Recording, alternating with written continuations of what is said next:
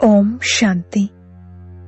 25/8/2024 అవ్యక్త BapDada revise date 4/11/2001. సత్యవాదులుగా అవ్వండి మరియు సమయం అనుసారంగా దయార్థ హృదయులుగా అయి అనంతమైన వృత్తిని, దృష్టిని మరియు కృతిని తయారు చేసుకునేందుకు దృఢ సంకల్పం యొక్క దీపాన్ని వెలిగించండి. ఈరోజు ప్రేమసాగరుడైన బాప్దాదా తమ అతి ప్రియమైన సిక్కిలదే మధురాతి మధురమైన పిల్లలతో మిలనం జరుపుకునేందుకు వచ్చారు. మీరందరూ కూడా మిలనం జరుపుకునేందుకే వచ్చారు కదా, పరుగు పరుగున వచ్చారు. మరి బాప్దాదా కూడా పిల్లలు కలుసుకునేందుకు పరుగు పరుగున వచ్చారు. మీరందరూ అయితే ఈ లోకం నుండి వచ్చారు, మరియు బాప్దాదా పరలోకం మరియు సూక్ష్మలోకం నుండి వచ్చారు. మరి అందరికంటే దూరం నుండి ఎవరు వచ్చారు? ఎవరు దూరదేశీయులు? డబల్ విదేశీయులు దూరదేశీయులా? కాదు. అందరికంటే అత్యంత దూరంగా దూరదేశీగా ఉన్నదైతే బాబాయే.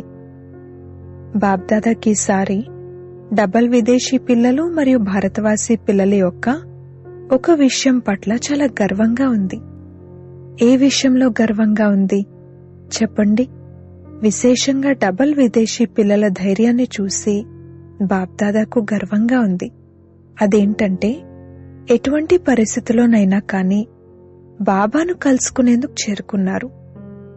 డ్రామా అయితే ఆటను కూడా చూపించింది, కానీ తండ్రి మరియు పిల్లల మిలనాన్ని డ్రామా కూడా ఆపలేకపోయింది.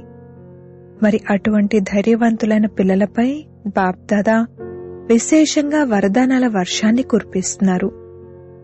ఇప్పుడు ఈ క్షణంలో ఏ పిల్లలు ఏ వరదానాన్ని కోరుకుంటే ఆ వరదానం లభిస్తుంది, సహజంగా లభిస్తుంది. కాని ఈ వరదానాన్ని ప్రతిరోజు అమృతవేళలో మరియు కర్మయోగి స్థితిలో పదే పదే హృదయపూర్వకంగా స్మృతి చేయాలి. నిరాశపడకండి, వరదానం ప్రాప్తించి ఉంది. స్థూల నయనాల మధ్యలో నిరంతరం బిందువు మెరుస్తూ ఉంటుంది కదా, అలా సదా నయనాలలో బిందువైన బాబాను ఇముడ్చుకుని ఉంచుకోండి. అలా ఉంచుకోగలరా లేక కష్టమా? సహజం అని అక్కడున్నవారు సమాధానమిచ్చారు. మరి ఏ విధంగానైతే స్థూలమైన బిందువు నిరంతరం ఉంటుందో, అలా నయనాలలో నిరంతరం బిందువైన బాబా ఇమిడి ఉండాలి. ఇముడ్చుకున్నారా? బిందువైన బాబా సరిగ్గా ఫిట్ అయ్యారా? అక్కడి నుండి బయటకైతే రారు కదా. ఒకవేళ నయనాలలో నిరంతరం బిందువైన బాబా ఇమిడి ఉన్నట్లయితే మరే ఇతర వైపులకు నయనాలు ఆకర్షించబడవు. శ్రమ నుండి విముక్తులవుతారు. వేరే వైపుకు దృష్టి వెళ్లనే వెళ్లదు. పూర్తిగా సురక్షితంగా ఉంటారు. ఏదేమైనా కాని నయనాలలో సదా బిందువైన బాబా ఇమిడి ఉండాలి. సదా నయనాలలో ఇమిడి ఉన్నట్లయితే హృదయంలో కూడా వారే ఇమిడి ఉంటారు. మరి హృదయంలో మరియు నయనాలలో వారిని ఇముడ్చుకునేందుకు విధి ఏమిటంటే, బాప్దాదాను, సాహెబ్ను సంతుష్టపరచటం. మరి సాహెబ్ సంతుష్టంగా ఉన్నారా? సాహెబ్ అయిన బాప్దాదా మిమ్మల్ని చూసి సంతుష్టంగా ఉన్నారు అని మీరు భావిస్తున్నారా? ఎంత శాతం సంతుష్టంగా ఉన్నారు? కొందరేమో 99% అని చెప్పారు, మరి కొందరు 75% అని చెప్పారు. అభినందనలు. బాప్దాదాను సంతుష్టపరచడం చాలా సహజం. బాప్దాదాను సంతుష్టపరిచేందుకు సహజమైన సాధనం సత్యమైన హృదయం. సత్యమైన హృదయాన్ని చూసి స్వామి సంతుష్టమవుతారు. ప్రతి కర్మలో సత్యవాదిగా ఉండాలి. సత్యతే మహానత. ఎవరైతే సత్యమైన హృదయం కలవారిగా ఉంటారో వారు సదా సంకల్పాలు, మాటలు మరియు కర్మలలో, సంబంధ సంపర్కాలలో రాజయుక్తంగా రహస్యయుక్తంగా ఉంటారు. అనగా రహస్యాన్ని అర్థం చేసుకుని చేసేవారిగా, రహస్యాన్ని అర్థం చేసుకుని నడుచుకునేవారిగా ఉంటారు.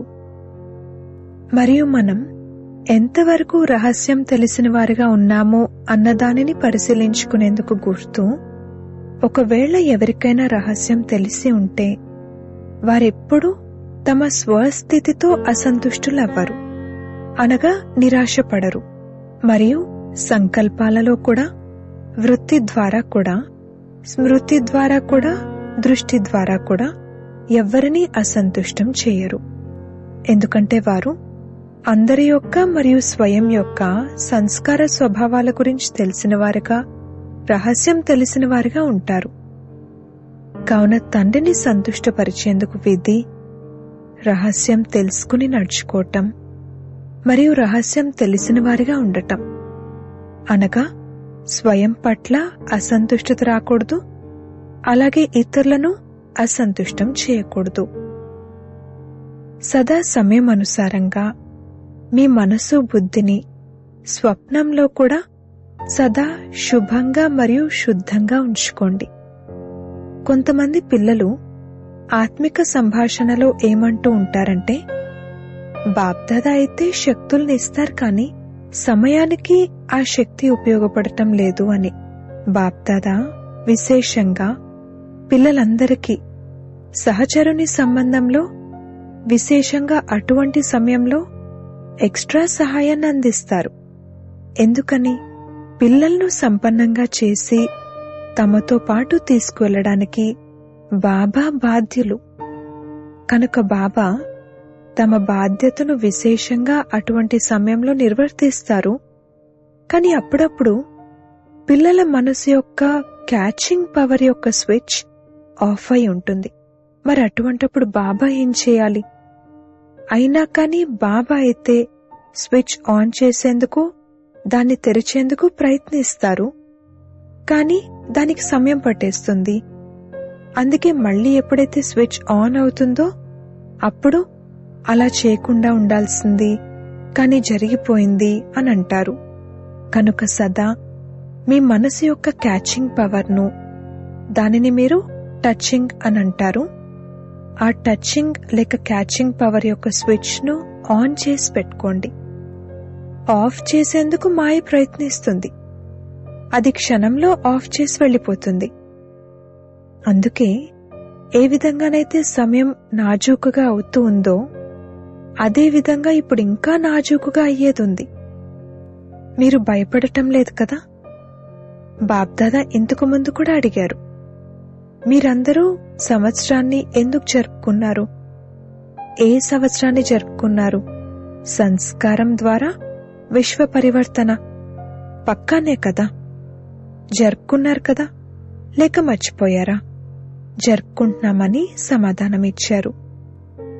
మరి ఎప్పుడైతే పిల్లలు విశ్వాన్ని పరివర్తన చేయాలి అన్న పక్కా సంకల్పాన్ని చేశారో అప్పుడు ప్రకృతి బాబాను అడుగుతుంది, శుభ్రం చేయడానికి నేను ఏర్పాట్లు చేస్తాను, కానీ శుభ్రం చేయడానికి ఎవరైతే నిమిత్తులై ఉన్నారో వారు శుభ్రం చేస్తూ చేస్తూ ఆలోచనల్లో పడతారు. శుభ్రం చేయాలా వద్దా, త్వరగా చేయాలా నెమ్మదిగా చేయాలా? కావున ప్రకృతి అడుగుతుంది, మరి నేనేం చేయాలి? అప్పుడు బాప్దాదా ప్రకృతికేమని సమాధానం ఇవ్వాలి? డబల్ విదేశీలు చెప్పండి, కాస్త ఎదురు చూడాలి అని వాళ్ళు సమాధానం ఇచ్చారు. ఇది సరైన సమాధానం కాదు. ఒకవేళ డబల్ విదేశీలు ఎదురు చూస్తూ ఉంటే వారికి విమానం దొరకదు. ఇప్పుడైతే విమానం దొరికింది కదా, నిద్రపోతూ నిద్రపోతూ వచ్చారు కదా, విమానంలో హాయిగా వచ్చారు కదా. మొత్తం సభలో ఎవరికైనా రావడానికి కష్టమైందా? చేతులెత్తండి. ఒకరు, మా విమానం ఒకసారి తిరిగి వెళ్లిపోయింది అని అన్నారు. సమయానికైతే చేరుకుంది కదా. ఇది ధైర్యానికి సంబంధించిన విషయం. ఎవరైతే కొంచెం భయపడ్డారో వారు ఆగిపోయారు. వెళ్లాల్సిందే అని మీరు దృఢ సంకల్పం చేశారు కనుక చేరుకున్నారు. కేవలం ఒక్కరి విమానం తిరిగి వెళ్లిపోయింది అంతే కదా, అదేమీ పర్వాలేదు. తర్వాత మంచిగా లభిస్తుంది. ఇప్పుడిక మున్ముందు ప్రకృతిని శుభ్రం చేసేవారిని ఆలోచనలో పెట్టకండి. ఎందుకంటే స్థాపన చేసేవారు ఇప్పటికీ అప్పుడప్పుడు ఆలోచనలో పడుతూ ఉంటారు. ఏం చేయాలి, ఇలా చేయాలా వద్దా, సరిగ్గా అవుతుందా సరిగ్గా అవ్వదా, అవునా కాదా అనేది పూర్తిగా స్పష్టంగా ఉండాలి. ఇది రైట్ ఇది రాంగ్ అన్నది స్పష్టంగా ఉండాలి. కావున ప్రకృతి అయితే మీరు ఈ సంవత్సరాన్ని జరుపుకుంటున్న కారణంగా ఏర్పాట్లయితే చేస్తుంది, ఇప్పుడు కూడా చేస్తుంది. కాని స్థాపనకు నిమిత్తమైన ఆత్మలు ఇప్పుడు ఏ విషయంలోనూ, అది స్వయం గురించి కానీ ఇతరుల గురించి కానీ ఆలోచించటానికి సమయం వెచ్చించకూడదు. క్షణంలో స్పష్టమైన టచింగ్ అందాలి. బిందు పెట్టడానికి ఎంత సమయం పడుతుంది? క్షణం అని సమాధానమిచ్చారు. మరెప్పుడైతే ప్రాక్టికల్ జీవితంలో బిందు పెడతారో అప్పుడు క్షణం పడుతుందా? ఏ విషయంలోనైనా బిందు పెట్టడానికి లేక బిందు రూప స్థితిలో స్థితులవ్వటానికి క్షణమే పడుతుందా? ఏదైనా విషయం ఎదురుగా వచ్చిందనుకోండి, దానికి బిందు పెట్టడానికి క్షణమే పడుతుందా? పాండవులకు క్షణమే పడుతుందా? అప్పుడప్పుడు అని పాండవులు సమాధానమిచ్చారు. పాండవులకు బిందు పెట్టడానికి సమయం పడుతుందా? వీరైతే శక్తులైతే క్షణమే పడుతుంది అని చెప్తున్నారే, శక్తులలో శక్తి ఉందా? పాండవులు నిజం చెప్తున్నారు అని అక్కడున్నవారు సమాధానమిచ్చారు. అలా కాదు, ఇరువురూ సత్యమైన వారే. ఎందుకంటే వారు పెట్టే బిందువు ఇప్పుడు పడుతూ ఉండొచ్చు, మీ బిందువు ఇప్పుడు పడుతూ ఉండకపోవచ్చు. అందుకే తేడా వచ్చింది. ఇకపోతే అందరూ సత్యమైన వారే, సత్యమైన హృదయం కలవారు. అచ్చా, హాల్ అయితే నిండిపోయింది, కింద పాండవ భవన్లో కూడా కూర్చున్నారు అని అక్కడున్నవారు చెప్పారు. కిందైతే కూర్చున్నారు కాని బాప్దాదా ఎదురుగా ఉన్నారు. బాప్దాదా మధుబన్కు వచ్చారు అన్న స్మృతిలోనే దేశ విదేశాల్లోని పిల్లలందరూ ఉన్నారు. తమ తమ దూరదేశీ దృష్టి అనే బైనాకులర్స్ ద్వారా చూస్తున్నారు. వారు కూడా ఇప్పుడు బాబా ఎదురుగా వస్తున్నారు. వారు దూరంలో కూర్చుని ఉన్నా కూడా మనస్తో మధుబన్లో ఉన్నారు. మీ ఈ సాకార వతనంలోని సాధనాలైతే కింద మీద అవ్వచ్చు కాని ఈ ఆధ్యాత్మిక దూరదృష్టి దూరదేశ దృష్టి ఎప్పటికీ పాడవ్వదు. బాప్దాదా ఎదురుగా నలువైపులా ఉన్న అన్ని సేవా కేంద్రాల్లోని పిల్లలు కనిపిస్తున్నారు. అచ్చా, దీపావళిని జరుపుకున్నారా? సంగమయుగం అంటేనే జరుపుకునే యుగం.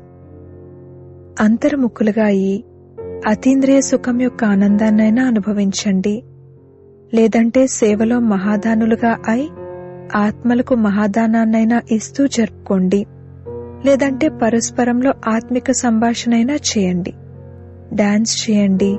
సంబంధ సంపర్కం ద్వారా పరస్పరంలో విశేషతలను చూసుకోండి, విశేషత యొక్క సువాసనైనా తీసుకోండి.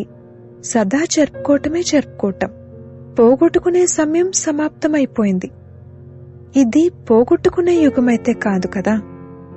ఇప్పుడిది జరుపుకునే మరియు సంపాదించుకునే యుగం, జమ చేసుకునే యుగం. బాప్దాదా సదా పిల్లలు ప్రతి ఒక్కరి విషయంలో దీన్నే చూస్తూ ఉంటారు, జరుపుకుంటున్నారు. ఏదో ఒక రూపంలో జరుపుకోవాల్సిందే. ఎందుకంటే సంగమయుగంలోనే పోగొట్టుకోవటం మరియు జరుపుకోవటం ఈ రెండింటి యొక్క జ్ఞానం ఉంది. అందుకే పోగొట్టుకున్న తర్వాత జరుపుకోవటం దీనికి మహత్వం ఉంటుంది. ఇప్పుడు పోగొట్టుకోవడానికి బిందు పెట్టండి. స్టాప్. పోగొట్టుకోకూడదు. ఒక్క సంకల్పాన్ని కూడా పోగొట్టుకోకూడదు. సంపాదించుకునే సమయంలో పోగొట్టుకుంటే సంపాదించుకునేదెప్పుడు? తర్వాతైతే సమయం దొరకదు. చెక్ చేసుకోండి. ఏ ఏ ఖజానాలైతే ఉన్నాయో అందులో గొప్ప ఖజానా ఏది? సంకల్పాలు, సమయం, జ్ఞానం యొక్క ఖజానా ప్రాక్టికల్ జీవితంలోకి రావాలి. జ్ఞానాన్ని వినిపించటం మరియు వినటం ఇది మొదటి స్టేజ్. కాని జ్ఞానం అనగా నాలెడ్జ్. నాలెడ్జ్ను ఏమంటారు? నాలెడ్జ్ అనేది లైట్, మైట్, ప్రకాశం, శక్తి అని అంటూ ఉంటారు కదా. మరి జ్ఞానం లేక నాలెడ్జ్ అంటే అర్థం సంకల్పాలు, మాటలు, కర్మలలో లైట్ మరియు మైట్ ఉండాలి. అప్పుడే నాలెడ్జ్ఫుల్ అని అంటారు. కుమారీలు నాలెడ్జ్ఫుల్ గా అవ్వనున్నారు కదా. కేవలం కోర్స్ చెప్పేవారిగా అవ్వకండి, భాషణ చేసేవారిగా అవ్వకండి. వీటితో పాటు సంకల్పాలు, మాటలు మరియు కర్మలలో జ్ఞానం యొక్క లైట్ మైట్ ఉండాలి. కుమారీలపై బాప్దాదాకు విశేషమైన ప్రేమ ఉంది. ఎందుకని? తమ జీవితం గురించి నిర్ణయించుకున్నారు. నిర్ణయించుకున్నారా లేక నిర్ణయించుకోవాలా? మంచిగా ఆలోచించారా లేక అక్కడకు వెళ్లిన తర్వాత ఆలోచిస్తారా? పక్కాగా ఆలోచించారా? అయితే అభినందనలు. చూడండి, ఇంతమంది హ్యాండ్స్ మీకు రెడీగా లభిస్తారు. కుమారీలు ఎవరైతే ట్రైనింగ్ అవుతున్నారో వారు చేతులెత్తండి. ఎంతమంది ఉన్నారు? 80 మంది అని సమాధానమిచ్చారు. ఎవరైతే ఇప్పుడింకా సేవలో లేరో, సెంటర్ను సంభాళించటం లేదో వారు చేతులెత్తండి. లెక్క పెట్టండి. సగం మంది ఉన్నారు. అచ్చా, ఇంతమంది హ్యాండ్స్ అయితే లభిస్తారు కదా. రైట్ హ్యాండా లేక లెఫ్ట్ హ్యాండా? కుడి భుజమా లేక ఎడం భుజమా? కుడి భుజాలుగా అవుతారు కదా. మంచిది, కుమారీలు కదా. మరి బాప్దాదా కుమారీలకు సెంటర్ అనే ఇల్లును కూడా ఇస్తారు. ఎలాగో వరుడైతే లభించే ఉన్నారు. ఎప్పుడు ఇల్లు మరియు వరుడు రెండూ కావాలి. కుమారీలకు వరుడైతే లభించేశారు. ఇప్పుడు ఇల్లు కూడా లభిస్తుంది, సెంటర్ లభిస్తుంది, కుమారులకు కూడా లభిస్తుంది. కుమారులు మేము వెనకెందుకు ఉండాలి అని భావిస్తారు. మీరు వెనకలేరు, ముందున్నారు. కుమారులు లేకుండా సేవెలా జరుగుతుంది? ఏ సెంటర్లోనైనా చూడండి, ఒకవేళ కష్టపడి పనిచేసే కుమారులు లేకపోతే అక్కేలేమీ చేయలేరు. ఇరువురూ అవసరము. అందుకే పాండవులకు కూడా పేరుంది, అలాగే శక్తులకు కూడా పేరుంది. ఇరువురికి పేరుంది. అచ్చా, వర్తమాన సమయంలో మీలోని ప్రతి ఒక్కరూ ఆత్మల పట్ల దయార్థ హృదయులుగా మరియు దాతలుగా అయి ఏదో ఒకటి ఇవ్వాల్సిందే.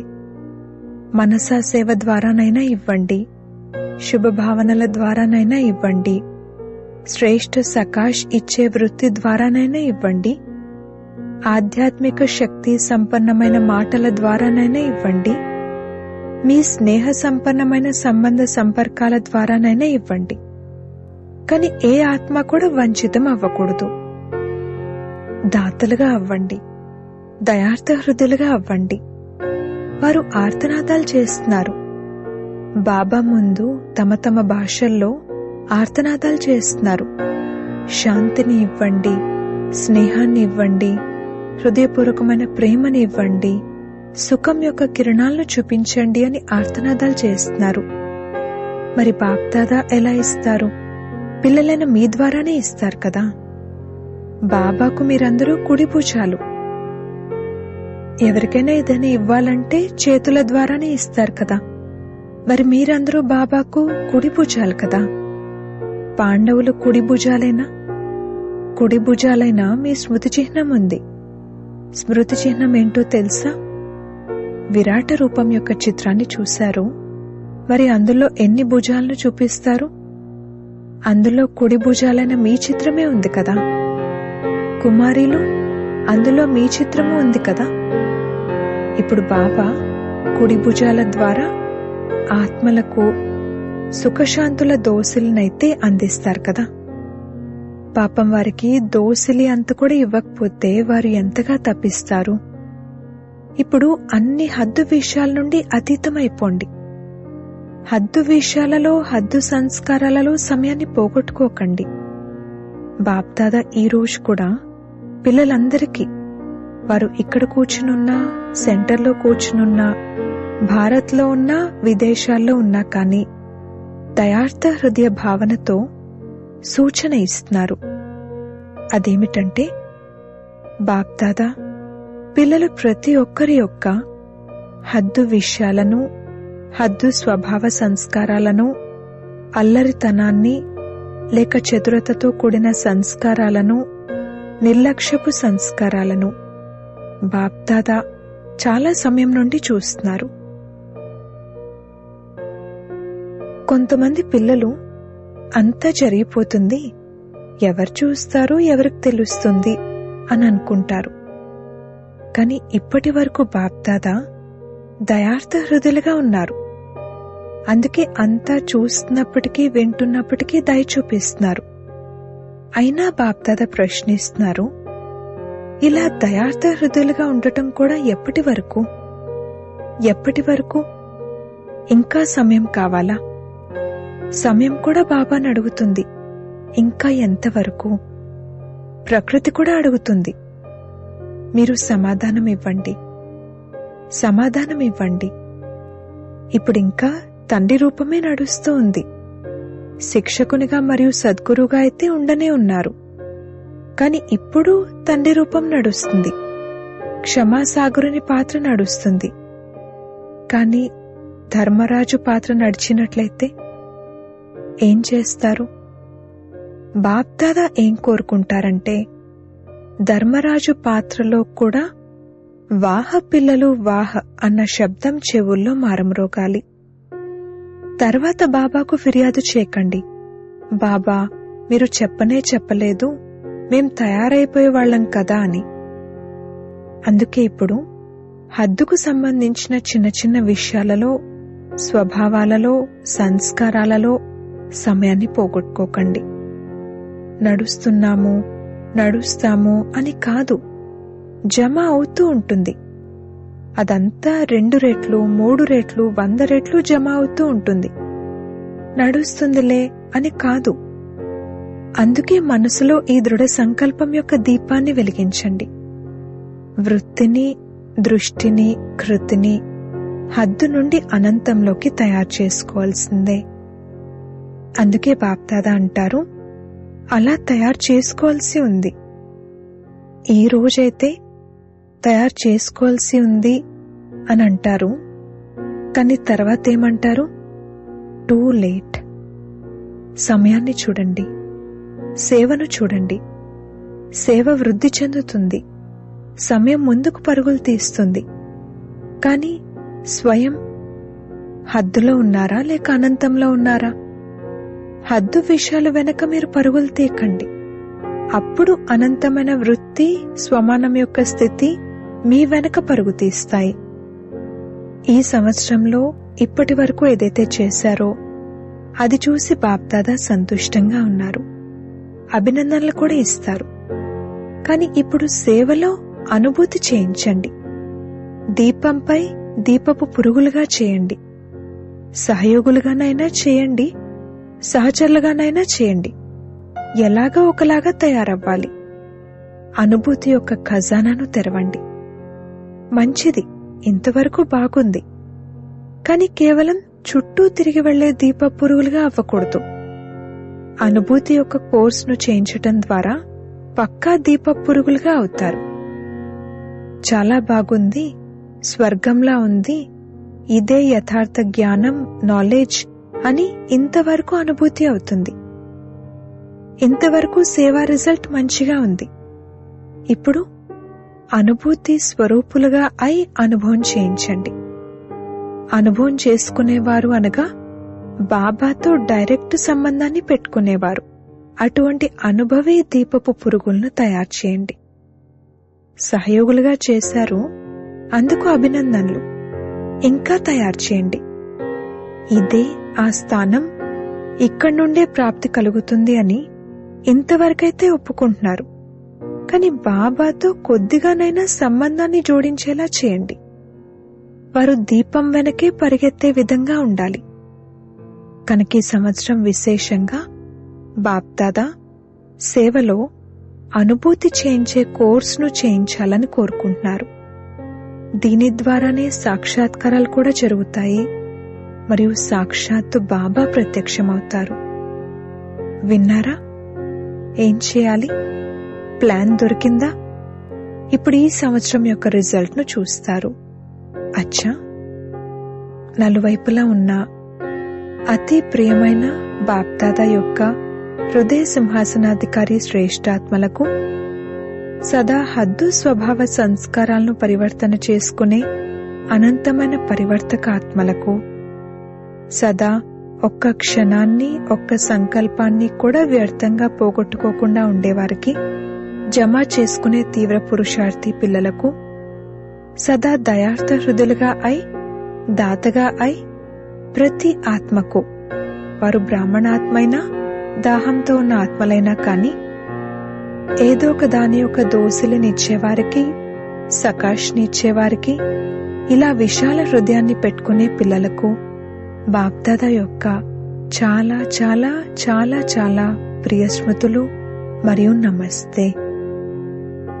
వరదానము: ఉల్లాస ఉత్సాహాలతో విశ్వ కళ్యాణ బాధ్యతను నిర్వర్తించే సోమరితనం మరియు నిర్లక్ష్యం నుండి ముక్త భవ.